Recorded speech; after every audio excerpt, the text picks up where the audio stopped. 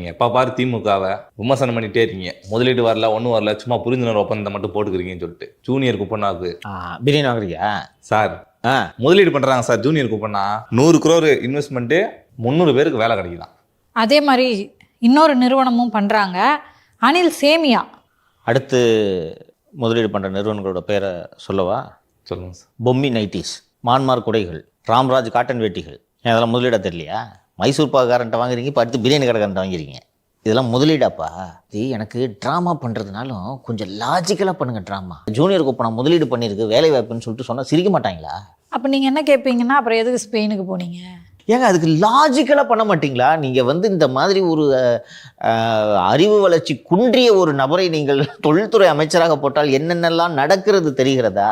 அஃபிஷியலாக அனௌன்ஸ் பண்ணியிருக்காங்க. தெரியுதா உங்களுக்கு? சார் இப்போ அது ஒரு பிஸ்னஸ்ஸு. அவன் பக்கத்து ஸ்டேட்டுக்காரன் கூகுளை கூட்டின்னு வந்து இன்வெஸ்ட் பண்ண வைக்கிறான். 15 பில்லியன் டாலர். நீங்கள் அனில் சேமியா, பொம்மி நைட்டி, மைசூர் பாகு, இல்லை சிரிக்க மாட்டாங்களாப்பா? இது தெரியல பாத்தியா உங்களுக்கு?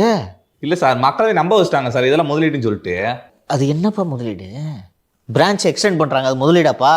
நீ கூட நாளைக்கு பிரான்ச்சைஸி எடுத்து நீ கூட பிரான்ச் ஓபன் பண்ணலாம். நீ முதலீட்டாளரா? பிரிகேட முதலீடு நாங்கள் ஞாபகம் இருக்கா? சார் அனில் சேமியாவை சொல்றாங்க, நீங்க பிரிகேட சொல்றீங்க. நான் அந்த தொழிலை நான் குறைச்சி பேசலாமா? பொம்மி நைட்டியா இருக்கட்டும், அனில் சேமியாவா இருக்கட்டும், அந்த குப்பனாவா இருக்கட்டும், நான் அதை குறைச்சி மதிப்பு இல்லை. பட் ஹுண்டாய் முதலீடா, BMW முதலீடா, செயின்கோபைன் முதலீடா, ஃபோர்டு முதலீடா, அனில் சேமியா முதலீடா? சார் இவங்களாம் உள்ளூர்